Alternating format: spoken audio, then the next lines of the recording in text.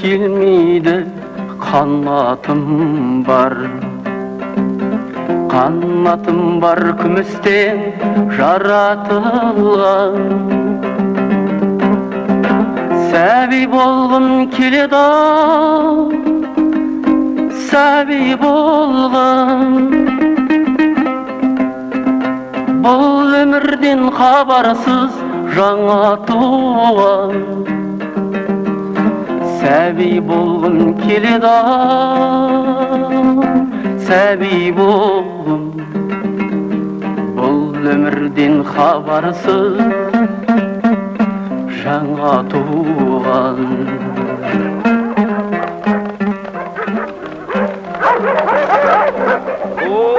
Алпамыз сонда сөйледі, ата саған келгенім, келіп сәлем бергенім. Біреудің малын бақпашы, біреудің отын жақпашы, балаңнан хабар білмеймін, бекерге жала жаппашы. Әке, оразы мерген жігіттермен келіп түсіп жатыр. Қап, қайдан келе қалды бұл сайхан? Ертең көшке бөгет болатын болды. Сен бар. Көздеріне түспе. Ұқтың ба? Ал сен барып қарсы ал. Балам, сен де барып ұйықта. Қалғанын ертең оқырмыз.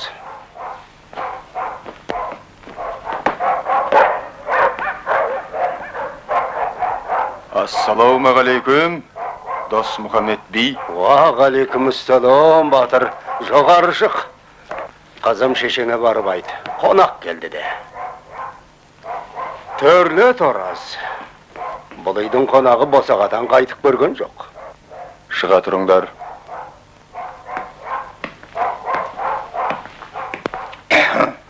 Ал.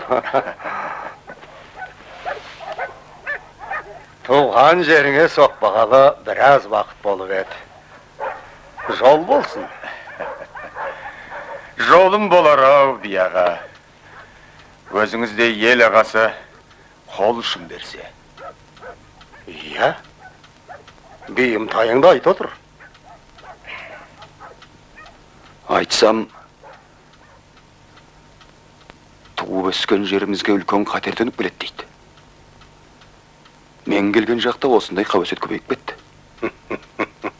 Ай, оразай жұмбақтамай-ақ сөйлесейш. Жаман ағаңды қорқыта беріп қайтесің. Сіз білмейтін жұмбақ болушым еді, би аға. Құлағыңыз тұрып, көзіңіз ашық еді ғой қашанда. Ол заман көзден бір ұшты ғой, батырым. Құр сүлдер отырған мүгедек ағаңда не билік қалды дейсің. Олай демеңіз, би аға. Бұл маңайдың сізден басқа бас көтерер бар ма еді? Менің шаруам өзіңізде. Менде болса айта бер. Сенен аяғанымды итчесін айт. Рас болса, ен жайлауымызды жапырып, орталықтан бермен қарай шойын жол салынады деген қауесет бар. Иә, естігем. Естісеңіз бұл хабардан жүрегіңіз түршікпей ме, би аға? Алатаудай аңғарымды қырық кесіп қырық қағылса, жайлауымды жыртып, мал біткенді құртып, даланы қала қылса, қазағым не күн көреді? Шойын жол салынды дегенше, мына дүние қараң қалды демейсіз бе? Сонда сен шойын жолға бөгет жасамақпысың? Мен ғана емес, бәріміз бөгет болсақ па деймін. Үйір жылқы қуып айтқан жеріңе апарып бердім. Онда менің де сыбаған бар шығар. Ел намысын қорғайтын кезеңде көмекке жарасаң, сол жылқыдан қотыртай да сұрамайым. Міне, менің бейім дайым осы. 100 жігіт қасыма қосып берсең, қасиетті хан тәңірінің маңынан шайтан арбаны мәңгі жоламайтындай қылам. Ай, қызыл сөздің қызуымен жүрсің бе деп қорқам. Ал бірттігің әлі қалмады. Атыс шабыстан, қан төгістен, қажыған жұрттың жаңа үкімет басын қосты. Ал сен болсаң тек атышулы барымташы ғанасың. Соңынан ерер кісі болар ма екен? Ерет. Сіз қостасаңыз ерет. Хан Тәңірін қалқалаған қалың ел мына сіздің сөзіңізге құлақ түріп отыр. Ер мен ездің сынға түсер кезі келді.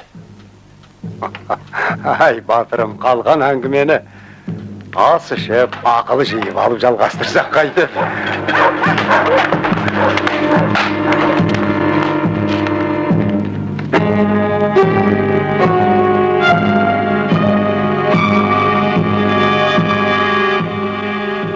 Подготовьте такое донесение. По нашим сведениям, вчера ночью границу перешел небезызвестный вораз Мерген. Ақсақал шөппен сүркеніңсіне. Сүртіп тұрғам жоқ, әшейін арқасын қасып тұрым. Прошу Коксаевскую погранзаставу усилить бдительность на своем участке. Иду по следу Касымов. Есть. Мынаға не болған? Өткендегісінен жазыла алмай жүргені? Дұрыстап күтпеген соң қайтсын. Да. А сколько лошадей угнали в прошлом году? 90 из Узунбулакского совхоза, из Каширского племзавода 120 коней. Всего 210 племенных голов. Скоро будем ездить на ишаках. Да, кто-то ему здесь помогает. Конечно же, Дос Мухаммед Бай. Предупредить хозяйство.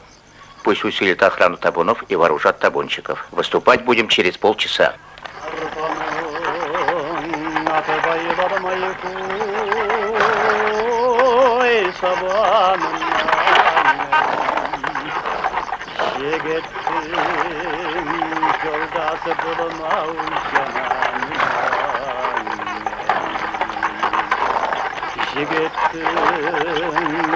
Yoldaşı bulursan ayıkoy cananımdan Dostanın salıp getir tabanı Astıma atımın günayıkoy şeytan karan Jaylaudan жылқайдаймын өңшең алаң. Ты заткнешься или нет? Развылся накося, все волки сбегутся. Ну, киргизская твоя рать. Эй, Петр, пускай он-то поет. Недолго теперь. Я тебе не Петр, а Федор. Я и сказал это, Петр. Ящул кошачий. Ну что ты ереешься, Федя? Меня вот Тимофей кличут. А Афанасия в Апанаса превратили. Заткнись, тебе говорят, бандитская твоя рожа. Ты, небось, меня ночью-то. Петраков! Ну? Вот сюда! Ты, Петраков, свои столичные замашки брось. Ишь, размахался. О чем? Все воет и воет. Не к добру это. Примета есть. 8 лет без царя, он все казакует. Зато ты у нас быстро перелицевался. Ой, Федор, тебя политграмоте учить да учить надо. А я ее старшой еще на гражданской выучил. Ну ладно, хватит, марш на А зов. как же, обязательно слушаешь. Бізді арандатқан Дос Мұхаммед болды. Кім болса да бар бір емес пе? Барар жүрем белгілі. О чем разговор, Семенович? Я же приказал с арестованными не разговаривать. Да ругаются. Про того калеку говорили, дескать, он навел. Слушай, старшой, Федька здесь правый, чего их судить? Там разберутся. Бұл қайдан жүрін? Бұл ипташ тегін жүрген жоқ екен да? Разрешите обратиться, товарищ начальник? Обращайтесь. Взяли у Размерген и всю его шайку. Как? Вашими силами? Так точно. А потери есть? Так точно. Потери есть. Синяк под глазом у Петракова. Боецкий Самудинов. Виноват. Нет потерь. А где взяли? У Дос Мухаммеда. Без ноги-то. Это он нам помог. Сам Дос Мухаммед? Да. Командир сказал, что основной отряд будет ждать у Мазара.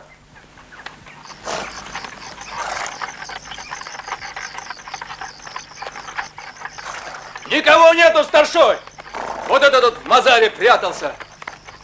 Привал! Сингарат там!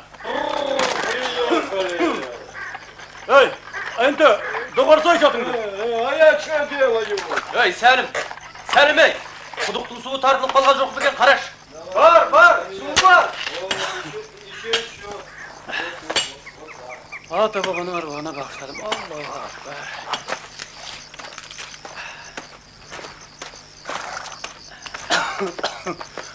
Ты кто, Аксакал? По-русски понимаешь? Да отпусти ты его. Да понимают. Все они понимают, только притворяются. Ну говори, кто будешь, куда идешь. Я Майман Няшандек. Я плохой человек, самый плохой человек. Почему так говоришь? Скот нет. Земля копать не умею. Шурум-бурум торговать не умею. Покупать денег нет. Альгы меня пролетар. Пролетарий, говоришь? Так это неплохой человек. Я сам из пролетариев. Ой, айналай. Няшандек, ай, мунда салхын. А, нет, туда нам еще рано. И здесь не жарко. Семья есть? Дети, балашага? Ой, Kalım net, жена нет, балашага нет. Балашага. Семёныч! Да? Тут отобедаем. Добро. Тут и отряд Касымова дождемся. Воду-то дай поначалу вот этому. А то, может, отравлено. Я хотел лошадям дать. А что, без лошадей-то делать будем? Чай не казенные. Сәлем, отын қайда? Hazır. Бол. Давай вот им дадим. Ой, ағашан дошлю. А ну, бандюга, пей. Пей, говорят. Ятраков! Йотчу!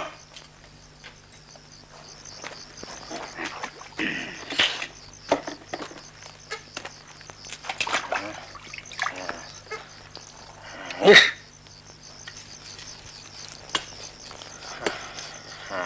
А?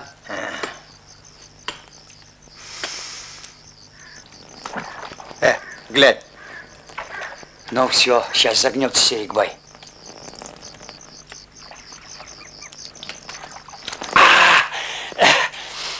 А он пришел, Узунгулах сказал, масло дает.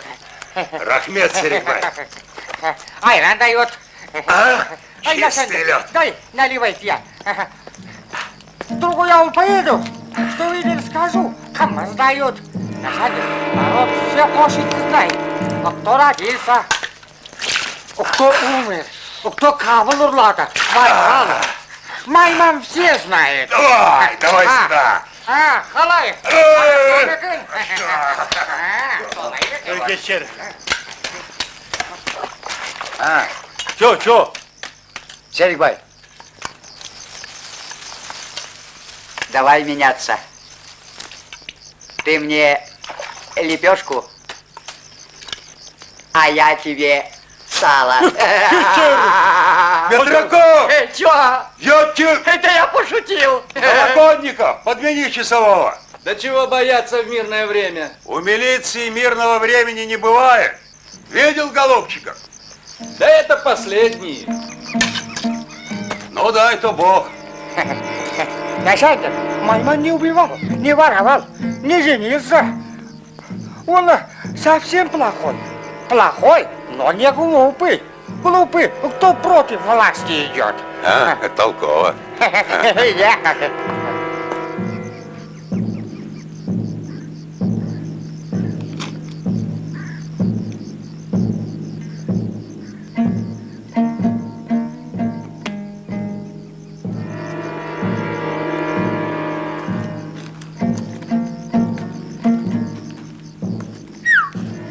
Ey kızıl dövün.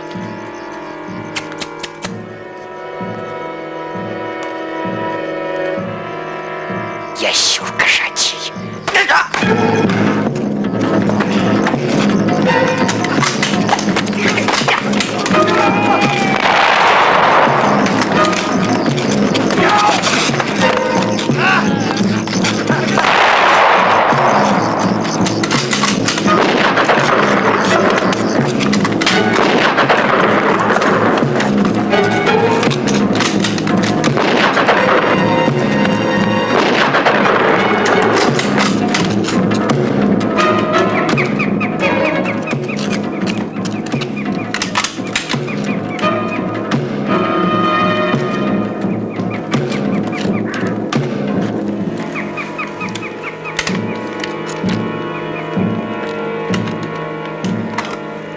Ойлаңыз, Ореке.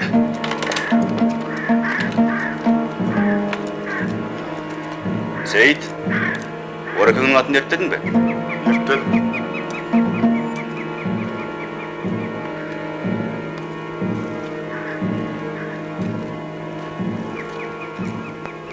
Қасиетсіз қаңғыбас. Бермен шық, киелі мазарды шуашты аяғыңмен қорлама. Ассаламағалейкум. Уа, аруақты сардарым. Атында тауға, аузым бармайды. Қолдық.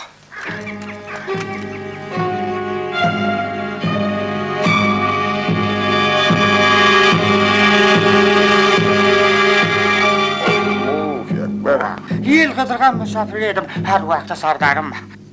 Қай жерде дүние қараңғалып жатса, Алла тағала мен сорны сонда барып тығады ташып береді.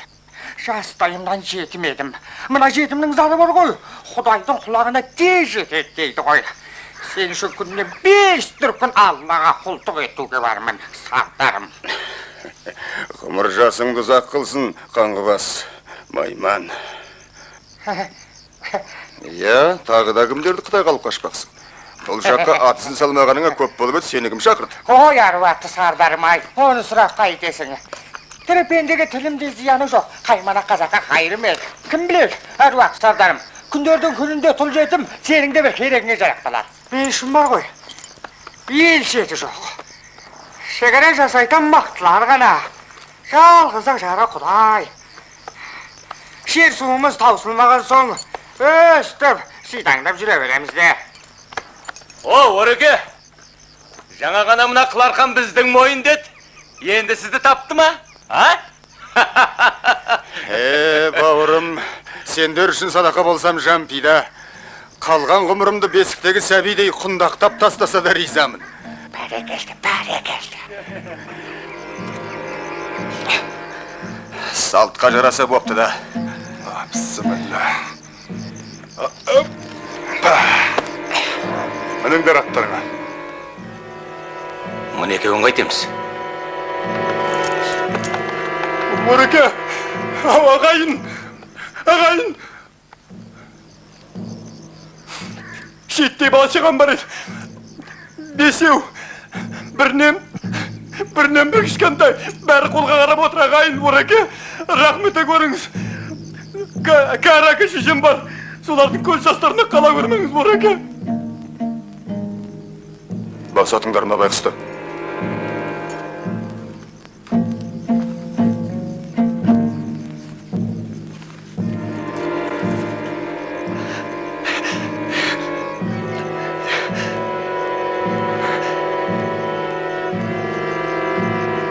Қолына сойыл ұстатыңдар.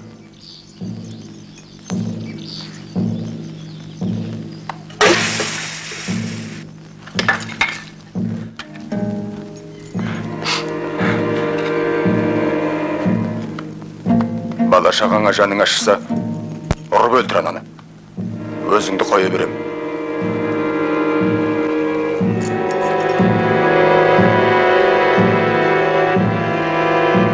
Палки-то зачем? Пулю пожалели. Я для вас не жалел ее. Эх, ящур кошачий. Говорил я старшому. Вот и приехали. Давай, Серикбай, бей, дорогой товарищ, бей.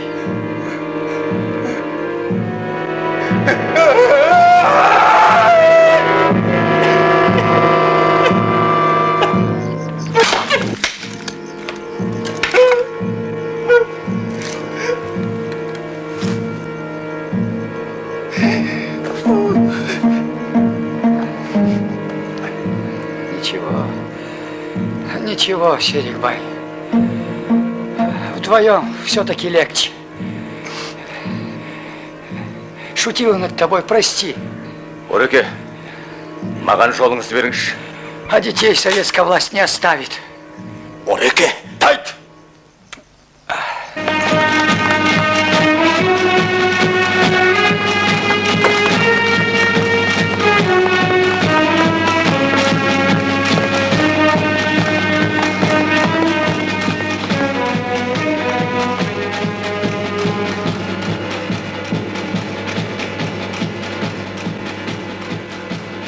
поломала мне горло так окаянный. Ничего, оклемаюсь. Чего же это он нас? А?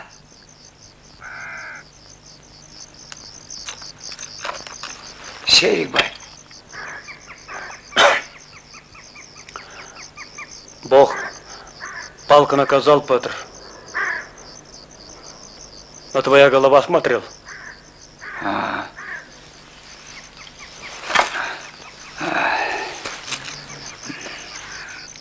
Ладно. Петр так Петр.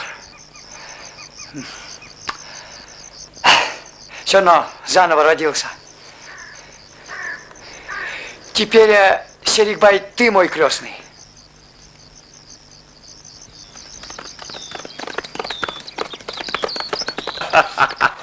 Ай, Сейт! Мына сайдың ішінде кесің демей. Немене? Жирен төбет сенің дамбалыңды сыпырып, түзге отырғызған. Ой, Сейт біздің батыр ғой. Жау жарағы сайлаулы, қол аяғы байлаулы. Дәрет алып жатыр ғой. Қайдағы жоқ қыртпашы. Әй, өзіміз туралы енді жақсы айтпаса жаман жоқ. Шыдап-ақ бақтық. Алдымен жау түсірмей жабуымызды шешкен жоқпыз. Ұяттан өлім артық. Сен дұшпанға етіңді көрсетіп, бетіңнен айрылдың. Сен қарап етсің. Сенің масқара болғаныңды әзірге менен басқа ешкім білмейді. Ендігі жерде аңдыспай, ағайым болғанымыз дұрыс шығар. Жасы кіші іні боласың маған. Бүгіннен бастап айтқанды істейсің. Сенің айтқаны кім сенеді? Саған аузымда ортықпай тем. Елдің көзінше қарап ет деп шақырсам, сүйекке жүгірген иттей сумаңдайсың соңымнан. Айқайда ма? Айнет! Қой деймін. Айтқаныма көріп, айдауыма жүресің бе? Жүремін, надыма.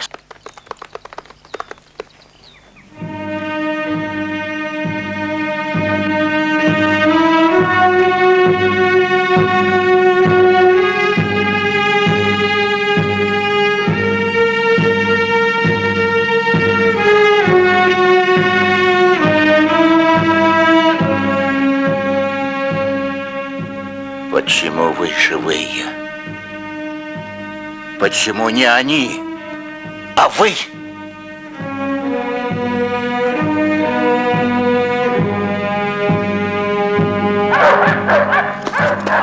Бол!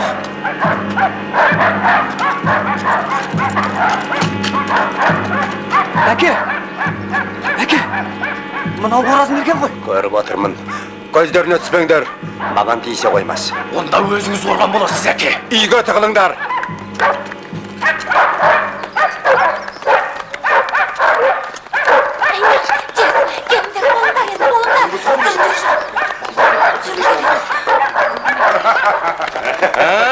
Бияғасы, ассалаумағалейкум. Тартатыңның басын, хайуан. Байдалла, үлкенді сыйлар болар. Басатыңдар.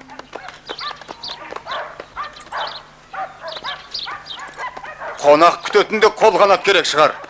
Мә, ұста.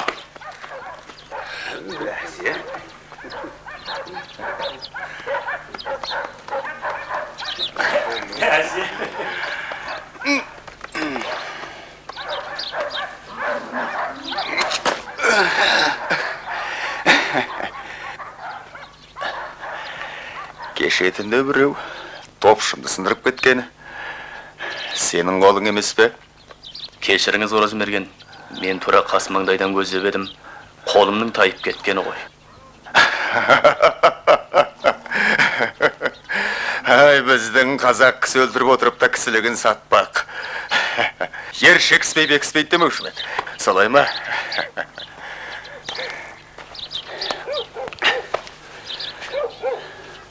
Отпен оққан мені тосып тегін тапқан малыңда жеке емденгін келген екен. Жаныңды алқамыңнан суырып алар ем. Бірақ, енді сен менің сол бірағым тыңда. Арыстай ұлдарың бар. Айбатына ажарысай. Ағайын түгілі мұндай азаматтар Алаштада азайып барады. Руың серке болса, жігіттерің де серкедей. жүз жігіт жинап берсең, отбасыңның арамдығын да, өз басыңның аярлығын да кештім.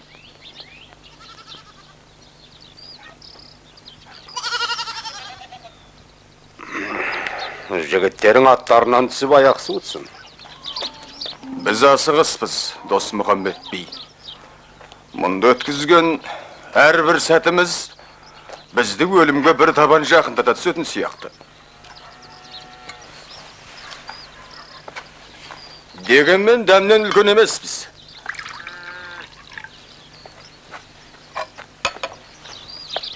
Сосын алыңдар.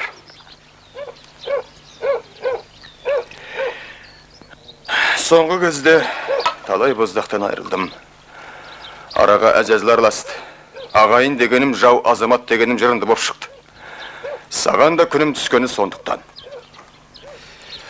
Заман өзгерді, заман.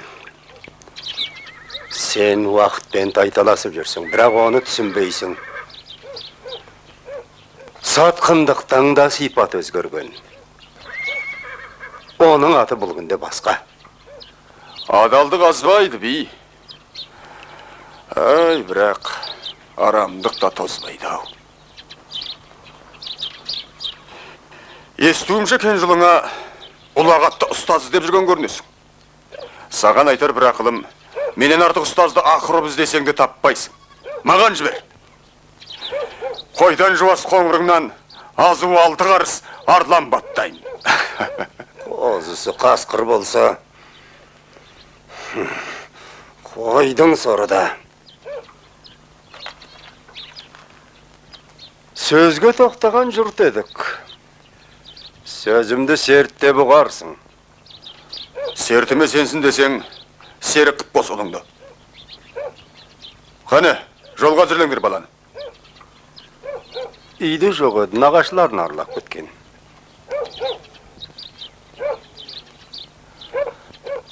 Олай болса малғанша. Сәрсенбінің сәтін күтемізді.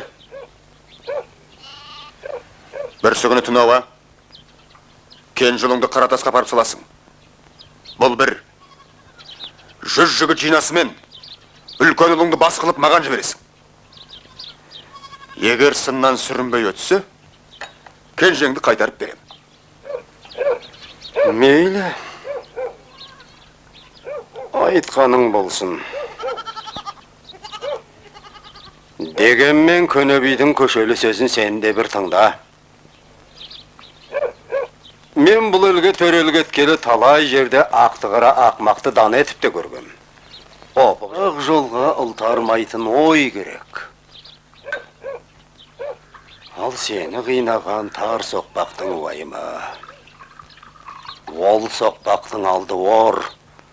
Артың ерген жұртыңның алды сор. Халқыңның обалына қалма. Сонда құрықтан озбайтын тобырдан айырмамыз қанша?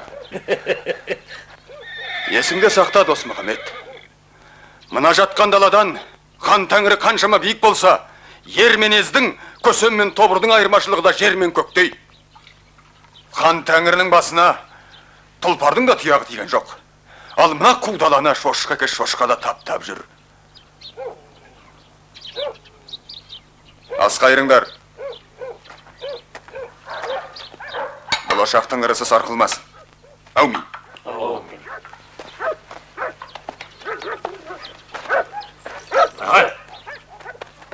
Сәрсенбінің сәтінде күтем. Мілесең айт, Ораз хан тәңірінің басында де. Тауып көрсін.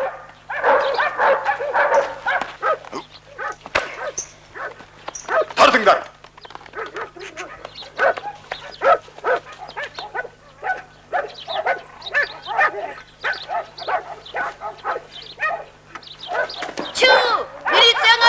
Мен ана хан тәңіріңнің үстінде жүрді. Мына күшік кімге тартқан өзі? А?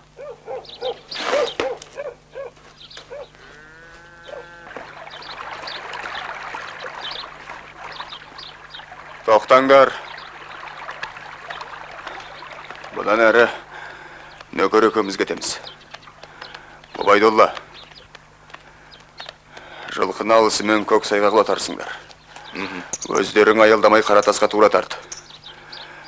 Аманатсыз оралушы болма.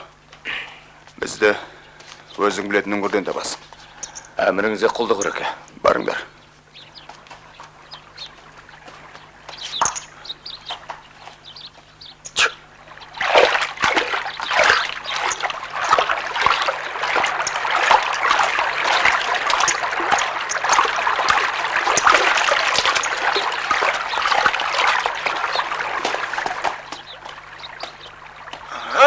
Тағы да айтарым.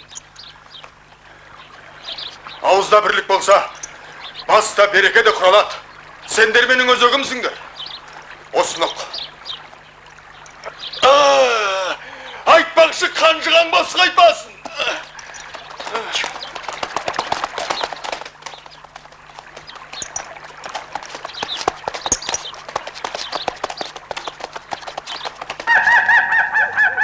Ей, бұл кім ей? Бұл қайсың? Ай, тоқта! Адам! Адам! Айда! Сабрет, милиция ғой! Адасып жүрміз!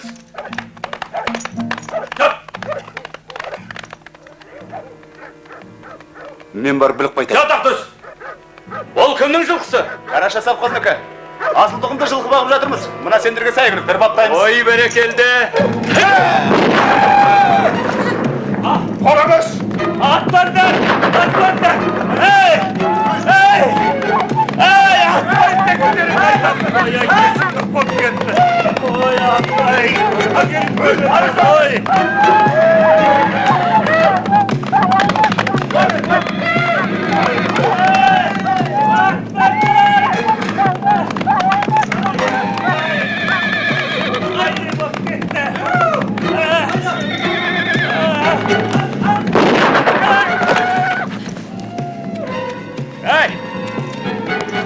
Тірімісің?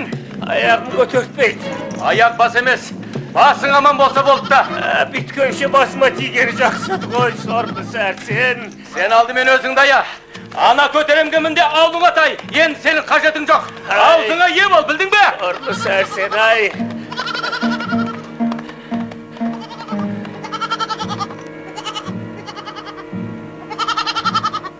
Жаңағыны бекер жібердің ау. Бұл өңірде оны танымайтын адам жоқ. Оның үстін аяғына таңба түсті. Ол өз шаруасын түндірді. Аузына берік болмасқа амал жоқ. Өйткені қыздары сұлу ғой. Эй! Ақырын. Абайландар. Накройте чем-нибудь. Ой, бейшара балай. Бетін жапшы. Ораз өзін нағыз қанышер болды ғой. Айтпа. За что мальчонку порешили? Совсем озверел гад. Раньше в раз табунчиков не убивал. Что говорит старший табунчик? Так он говорит, в аул ездил. Ну-ка, позови. Есть. Жылқышыларға қару-жарақты таратып беріңдер дегенің қайда? Жолдас Нашандық, оған мен кінәлі емеспін. Бергенбіз барлығын. Уездегі жағдайдың қиын екен жұртқа алдын ала неғып ескертпедіңдер? Командир! Анау доктор аты таныған секілді. Шақыр бері. Доктор! Ау, доктор! Командир шақырып жатыр.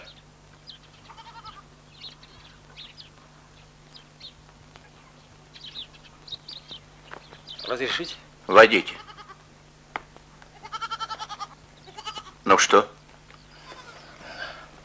Товарищ Косынов, я боюсь ошибиться, но я узнал лошадь. В прошлом месяце ее приводили ко мне, я осматривал ее. Я тогда удивился, у нее была побита спина. Ну, понимаете, очень характерная потертость.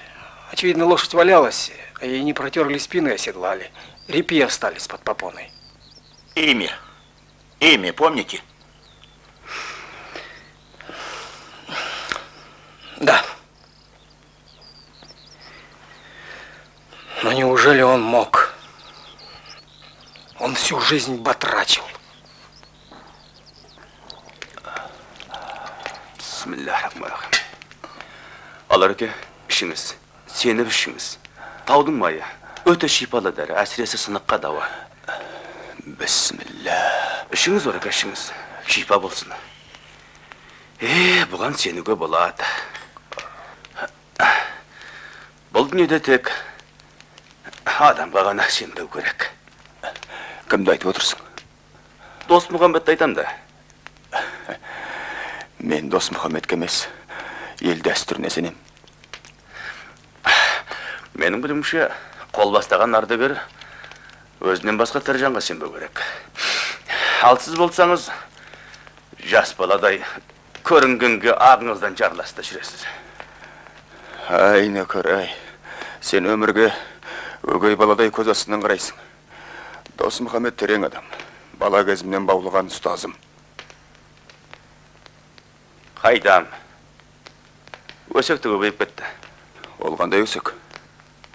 Женшейін, сізді Досмұхаммедтің тоқалымен жақын болып дейме, кен жылы сізге тартқан дейме, әйтеуір сөз көп. Ол өтірік. Дегенмен Досмұхаммед соны кектітіп жүр ғой. Айтпесе, бізді милицияға неге ұстап береді? Жоқ. Менің ер жігіттің достығын, әйел төсегін айырбастамайтын ол жақсы біледі. Жарайды. Бар жол қара. Әлгілер кешікті ғой.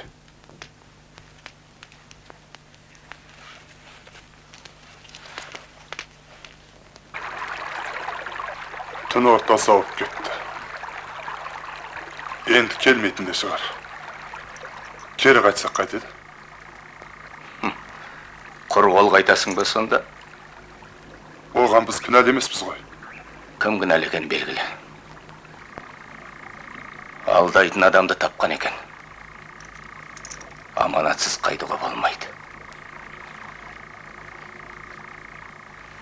Әй тұр, тура Досмұхаммедтің ауылына тартамыз.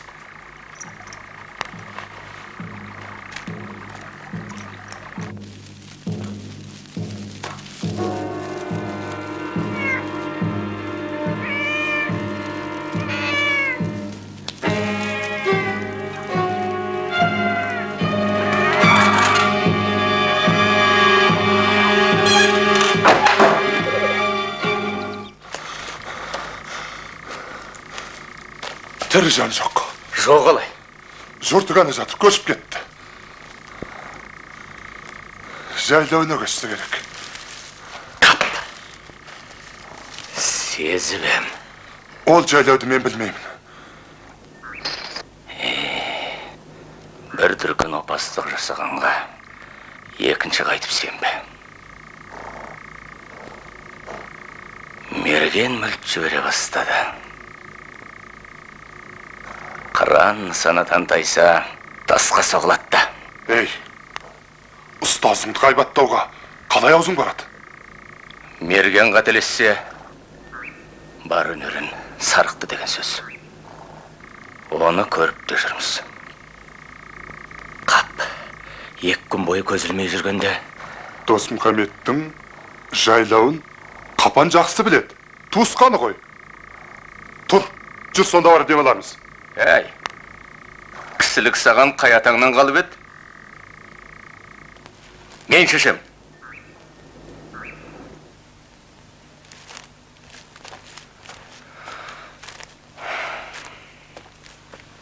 Мін атқа.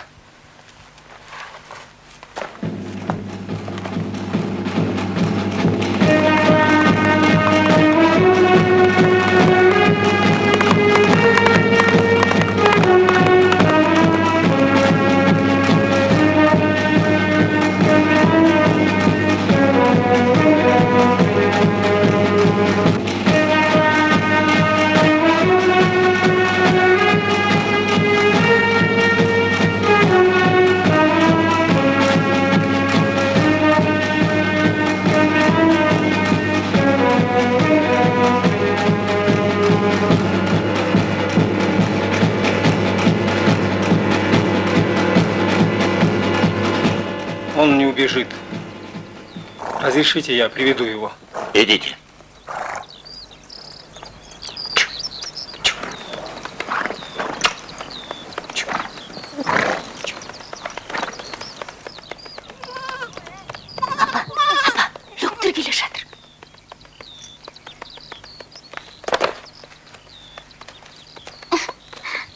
Саламатсыз ба? О, сәлемат па, доктор. Отағасы үйде ме? Сол отағасына бір дәрі жасап бермейсің бе? Өзінің көрген қорлық аздай аяғын қиратып алды. Мен мал доктормын ғой. Әй, оның малда несі артық дейсің? Түнімен қаңғырып, ұрынбайтын пәлесі жоқ. Ассалам алейкум. Саламат па, доктор. Жақсылық тілеп жүреді екенсің, дәм үстіне келдің. Капан, бере жүрші.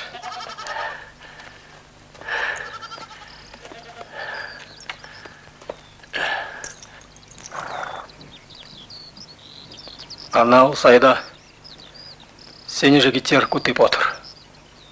Әңгімелесеміз дейді. Олар кімдер? Милиция.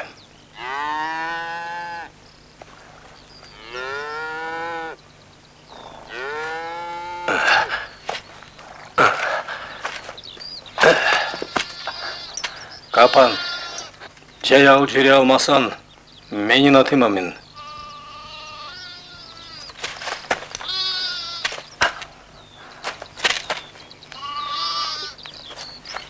Ой, вот. Сәрсенді өлтірген мен емес. Орасы мекеннің адамдары. Жылқылауынды көрсетпесең, қыздарыңды қорлаймыз деп қорқытты ғой. Ничего, поезжай, Капан. Поезжай. Көрсетсең ішімге тимейміз деп алды. Милицияға да осы сөзін бәрін айтам ғой, бірақ ол иттерден қыздарымды ала көріп Поезжай ты, нақақ болсам несіне қорқасың. Поезжай. Мен бір бейшар адаммын ғой, кешір. Лоқтар! Стой! Стой, Капан, не делай глупость! Не стрелять! Прочь живым! Ай, молодец! Молодец, доктор! Обыграл нас, да? Я же приказал не стрелять! Не стрелять! Прочь живым! Командир, это не наши стреляют! Догонать! Вперед!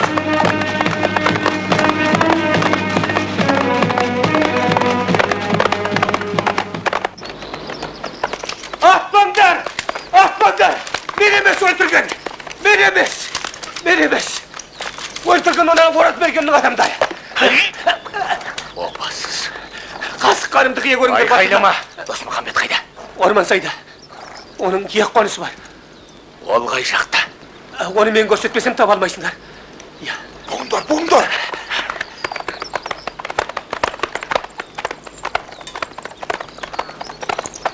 Вперед!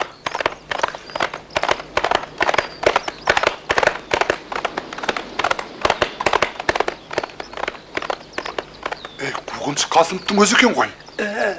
Енді олар бізді қуып жете алмас. Аңғармен кетті. Жүр. Оның арт жағы бітеу. 10 шақырымнан кейін. Қалма.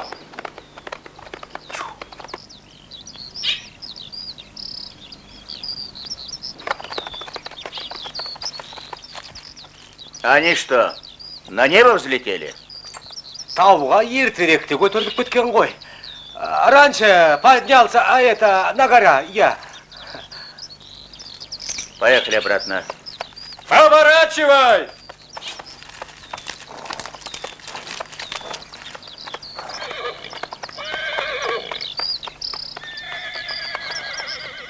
Досмұхамбеттің келіп тығылған жерін қараш. Ал баста қайныңа. Танысу міндет өзімізден. Ар жағын сенен сұрамаймыз. Баста.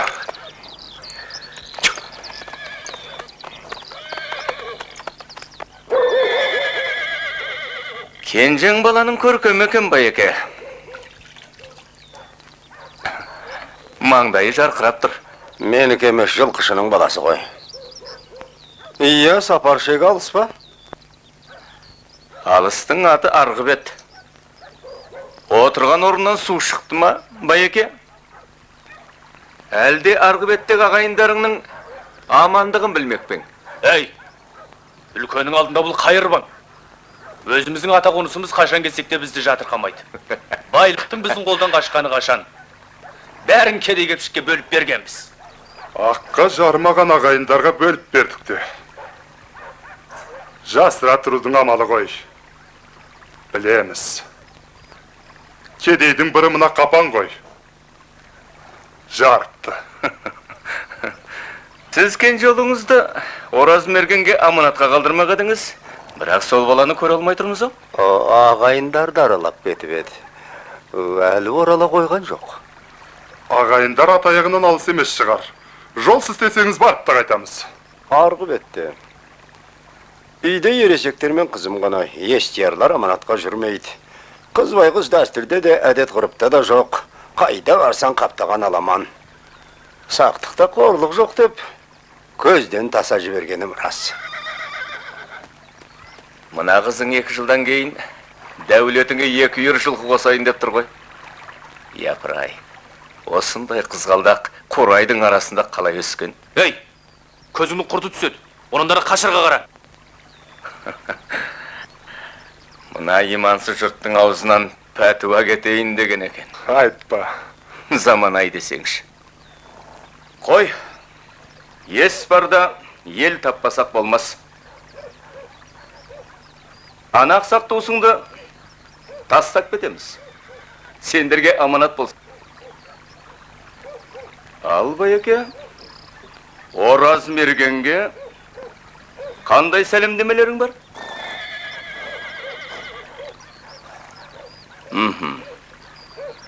Бот.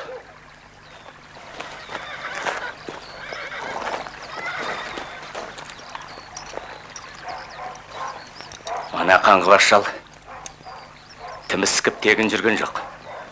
Арғы бетке зытқалы жүр олар.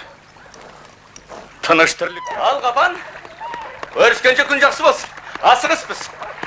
Ой, айналайын, қаттырақ байла аяғын. Ой, қолыңнан сол айналып кетейін сүйріктей болған. Сен де қош бола тұр. Кәне қолыңды қыш. Ой, ағып ғой. Атпа! Айнақ жазым бар.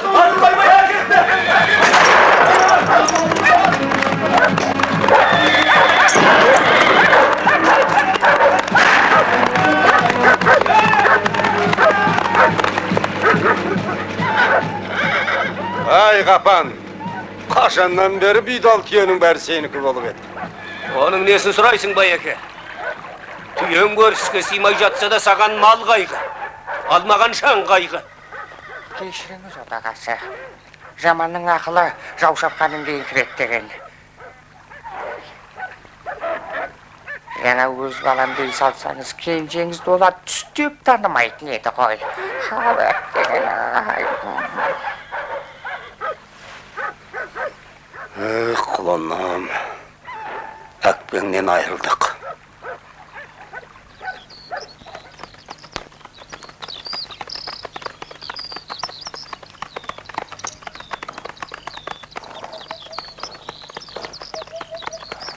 Анда жоғарыға, это, горы... Ну что там? Нашли, товарищ командир. Стригбай нашел следы. А ты уверен, что это те следы? Он ошибиться не мог. Это лошадь Петракова, сломана задняя подкова. Товарищ командир, может, передохнем, люди устали. Хорошо, 10 минут. Привал, 10 минут! Петраков, Жумабаев, вперед по следу. Давай. Есть! Отставить!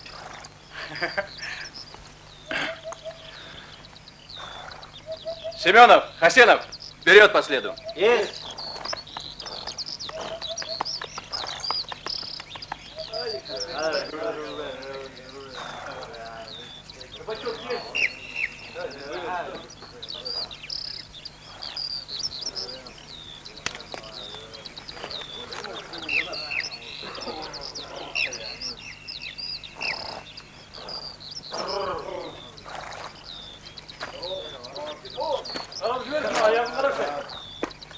Ну и что? Сидите. Ну что, обиделись? Издеваешься? Лучше пострелял, чем так. Надо будет, расстреляю. Я вам не Ораз Мерген. Однажды он меня тоже отпустил. Любит он казаться великодушным. В 21-м под Зайсаном я отбился от отряда и попал ему в руки. По-дурацки. Ну, думал, все. А он взял и отпустил меня живым.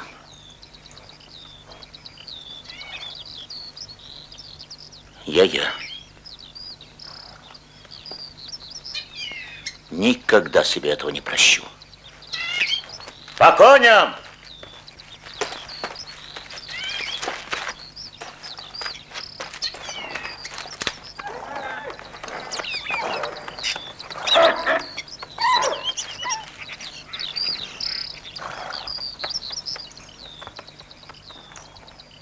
Ақсақал, асығыс па едіңіз? Сөйлесуге уақытыңыз бар ма? Сұрай бер, командир. Ендеше бұрыңыз желмаяңыздың басын. Жол жөнекей сөйлесерміз. Жүріңіз.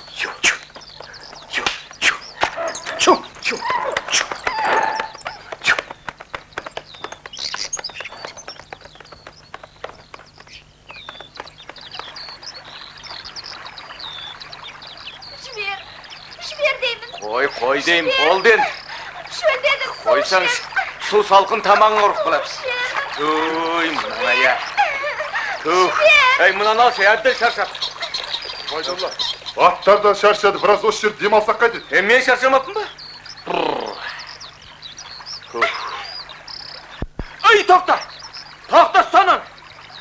Ой, ойнамайын. Қайда барасың? Тоқта деймін. деймін. Ұстасаңыз. Тоқта!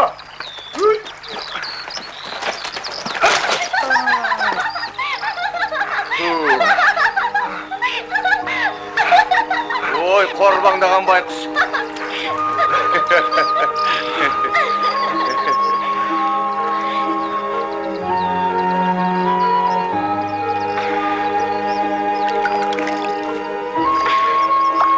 Жа, суды көп ішпе. Тамағыңа ұрып қалады.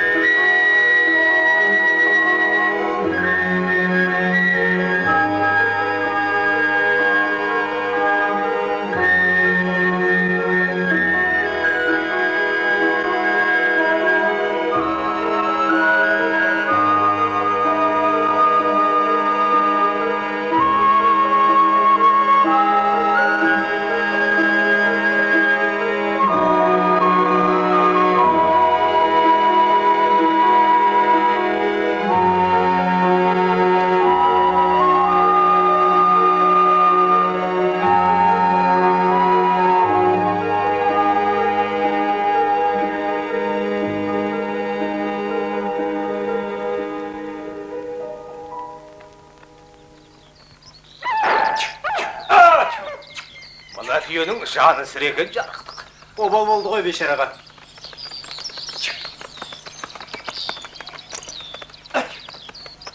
Товарищ командир, может, отпустим старика? Обузой будет. Верблюд в горы не полезет. Пусть на себе везет верблюда. Он не старик, он пособник. Из-за него мы так.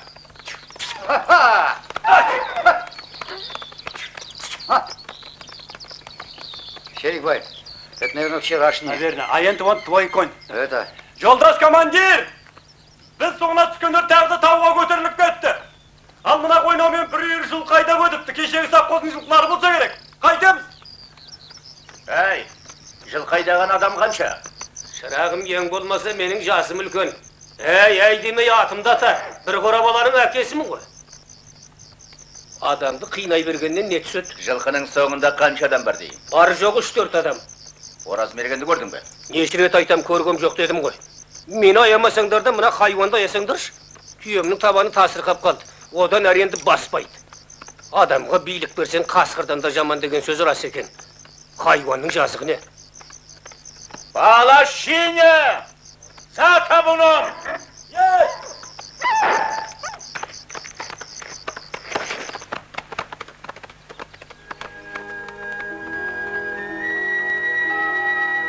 Қазір барғаннан кейін, бауырсақ та болады, ет те болады, тіпті бал да болады.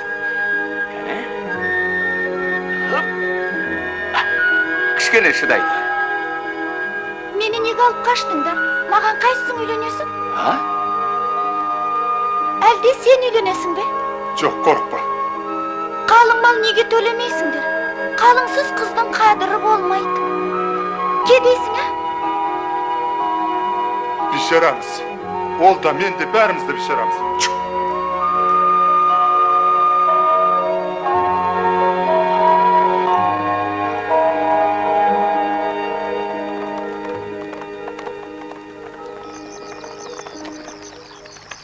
Қозғалма, көтер қолыңды. Иә. Жолдас командир, екеуіңді ұстадық. Ұрлағандары қарасу сапқоздың жылқылар екен, бәрі түгел. Қозғалма дейім.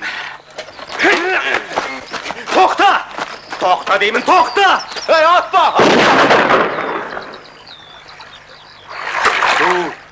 Атпа дедім ғой. Как он мог убежать?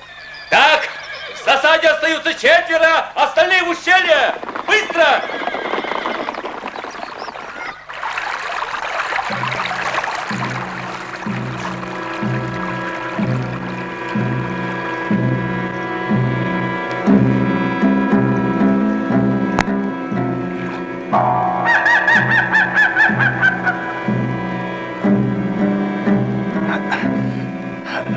Қайда жесіңдер?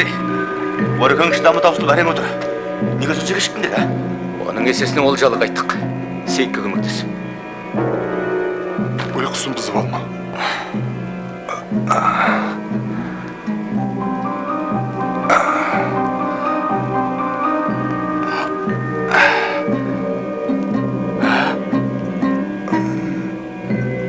Мен Аяғым ай. қазір шабатын бірден алып берейін. Жол бойы ұйықтап келді. Қағынып, құлатсызда жүрмегенде ғой, Сейт. Сенің де осындай балаң болатын еді. Өзің не бітіріп жүрсің? Мен әлі жаспын ғой. Бақ. Тура қан сарайына кіргендей болдық ау. Ей, Ғұбайдолла, аузыңа ие болсаңшы. Ей, Ғұбайдолла, шақырып жатыр. Қазір. Ей, қолапайсыз, нақыл көпірден өтірді. Тәубаңды айтуды ұмытпа. Өзің сырын берсің болды да.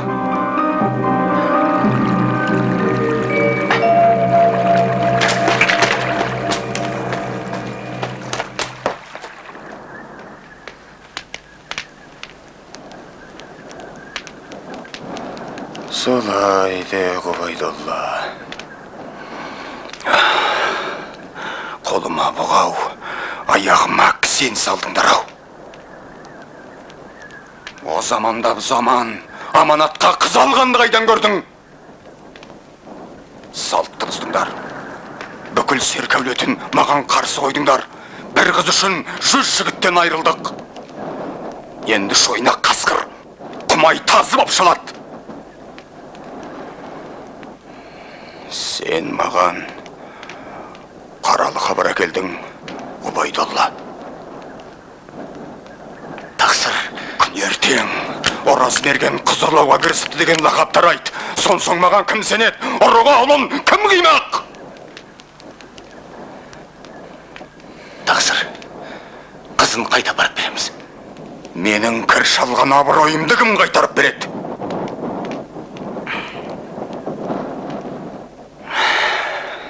Енді ораз мерген, іші арамдықтан шірей бастаған бұралғы иттің алдында ақталуға мәжбүр.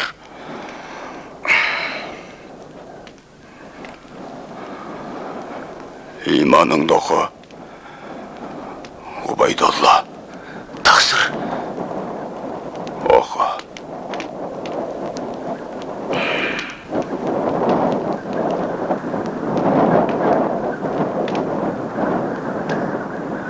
Нөкер.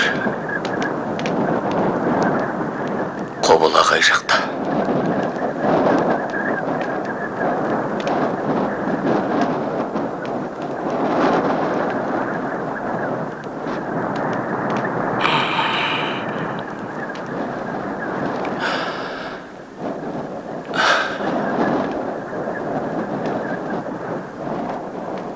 Нөкер, Ғұбайдолла менің көз алдында өсті. Туған балам мен бауырымда еді. Амал қанша. Өз жазасын өзі таңдап, өзі кесті.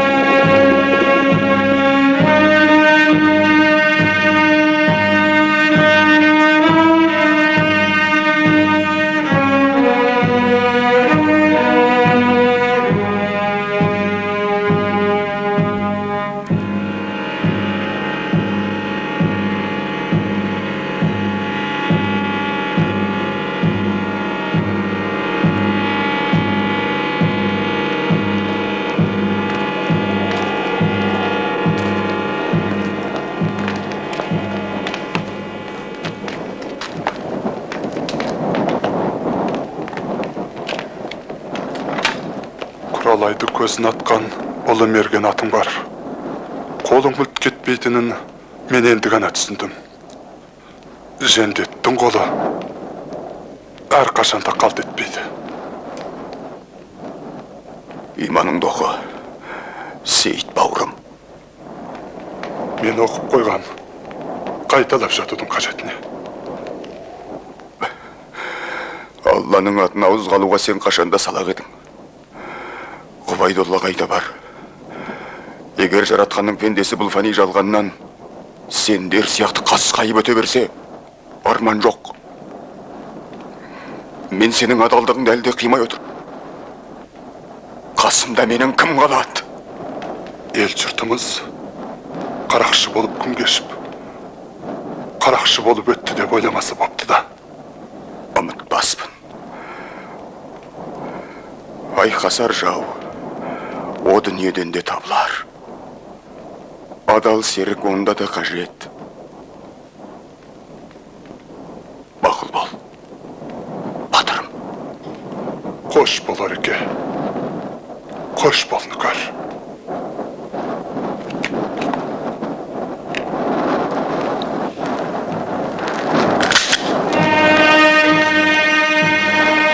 Жүз жасай дегенсің Сейіт батыр. Орекең екі атпайды. Қане, жүр ғой.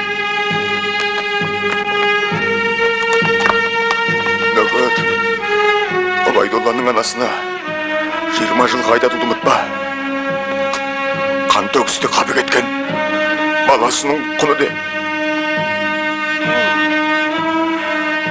Ай, мына дырағалғыр қолды байлаш, болмаса шауып таста.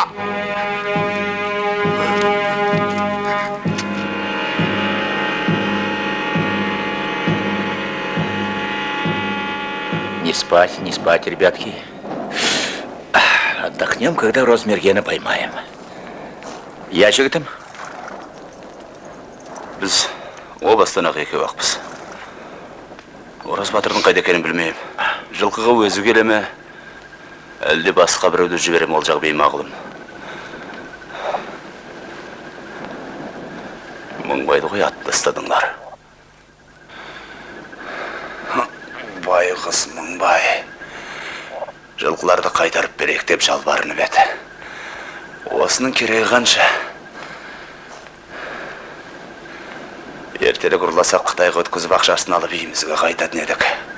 Енді Ораз батырға бара жатырмыз. Оған сарбаз керек, ат көлік керек. Жан баққанымыз болмаса екемізден сарбаз шықпайды. Қосақ арасында босқа кетпей тұрғанда жылқыларды қайтарып берек деп біліп айтқан екен.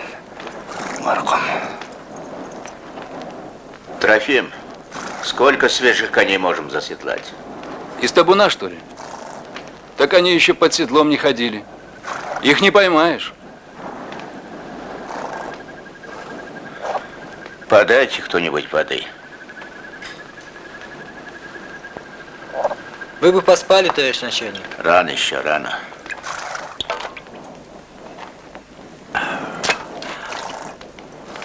Бұл қалай жігітім? Саған сеніп күзет тапсырылады.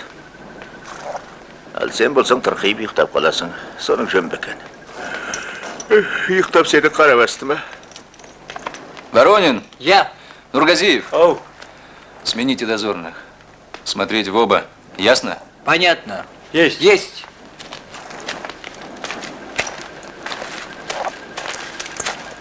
Komandir, kelib ketişi aytатын әңгіме бар еді. Өзіңіз келіңіз.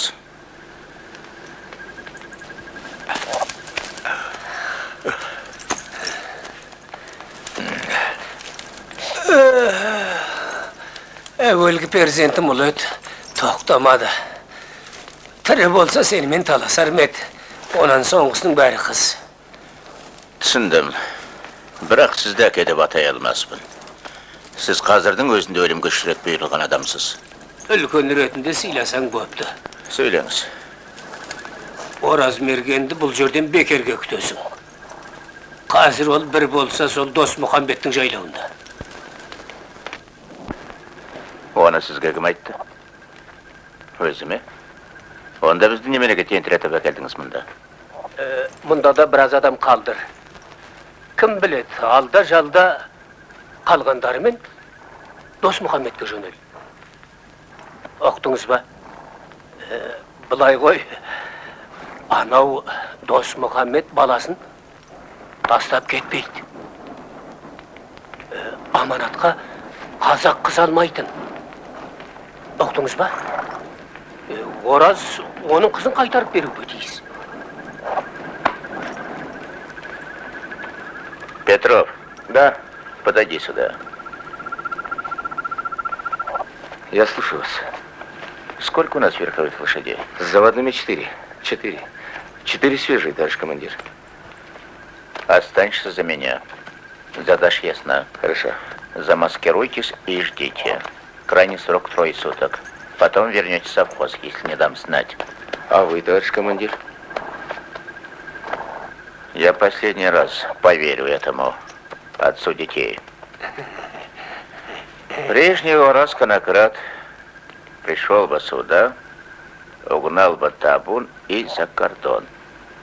Но нынешнему Уразу Мергенову люди нужны. Всадники для этих коней. Поэтому он и затеял разговор с Досмухамедом. В залог сына хотел взять, а забрали девочку. Он девочке вернет, может, и прав старик. Давай еще 3. Спроси, кто согласен. Сейчас приказать только себе можно. Нет. Дай этих 2, которые у Мазара уцелели.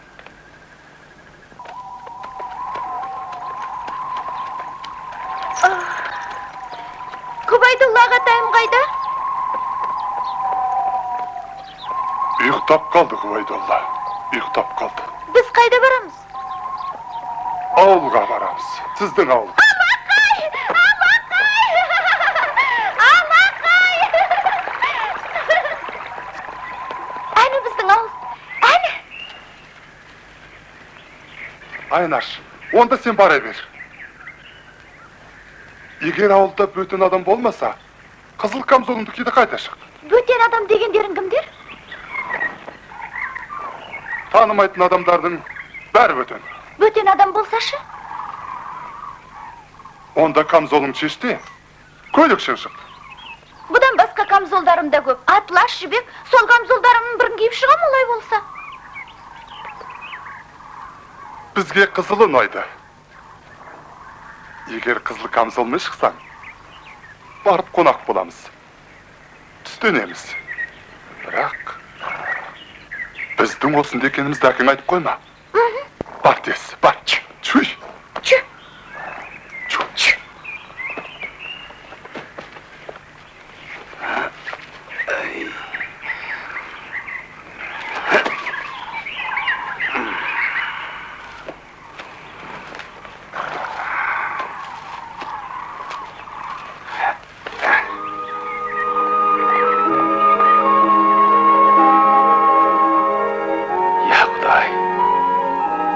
Қызыл камзолмен шықса екен.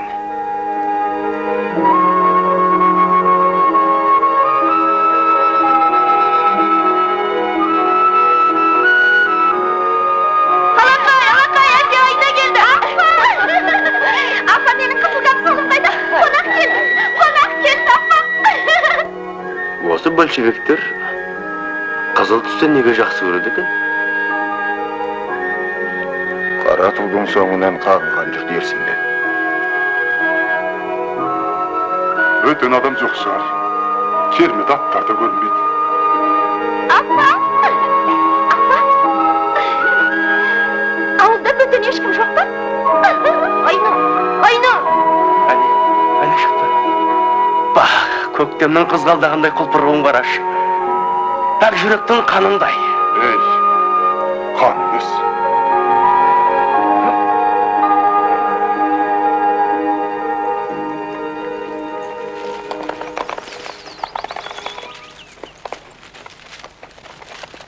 Көрдің бе, командир, менің айтқаным келді ғой. Жарайсың, ақсақал. Бұның үшін бір күнәңді кешірдім. Приготовились. Ораз мергені бір айтшуы. Есть.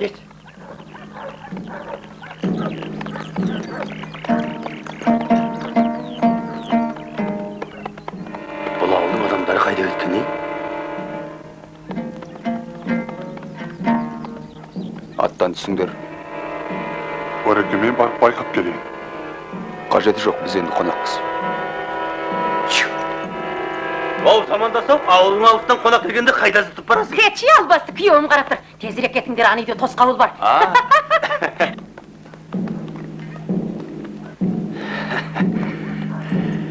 Ана үйде тосқауыл бар. Тезірек кетіңіз, біз бөгей тұрамыз.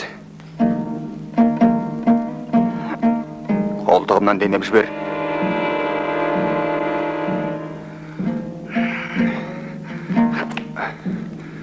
Батыр түспеңізші.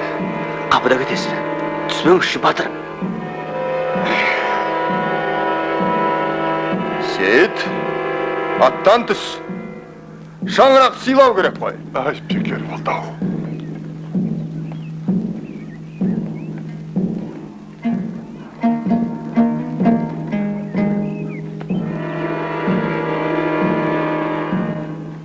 Оу, бұл үйдің иесі бар ма?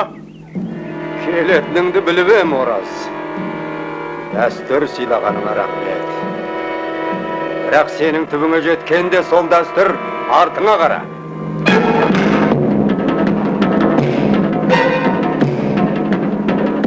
Тастаңдар қаруларыңды. Таста деймін. Әруақ аттап, дәстүр бұзған тентек сазайын өз қолымнан тартты. Тәубаңа жаңа келдің, Борас. Бірақ кеш қалдың. Желіп отырған дос Мұхамбеттің басынан дәурен өтті деп ойладың ғой. Адасқан жерің осы болды. Қияметте жолығармыз.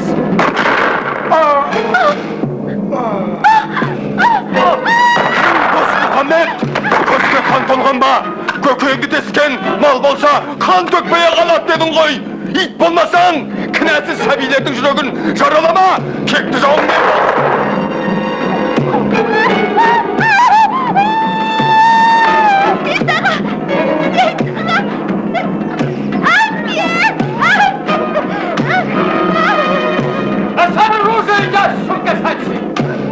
Встать! Тұралмаймын, командир. Мүгедекпін. Әлігі ел ішіне лаң салған қарақшын өлтірген мен. Ел үшін емес, есеп айыру үшін өлтірдің сен.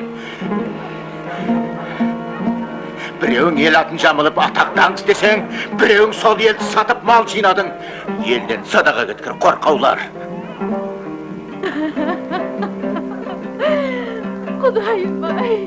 Құста болғым келмейді, қанатым бар. Қанатым бар күмістен жаратылған.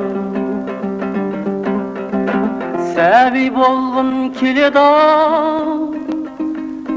сәби болған.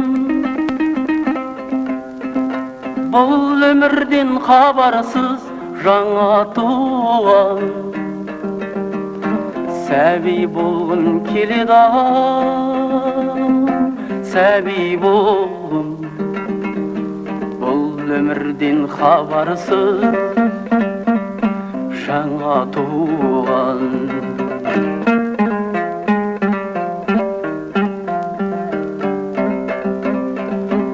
бар бесігің кең жаһан тарылмаған. Біреуге бар, біреуге табылмаған. Сәби болғын келеді, сәби болған. Анна сүті аузымнан арылмаған. Сәби болғын келеді, сәби болғын. Анна сүті аузынан арылмаған.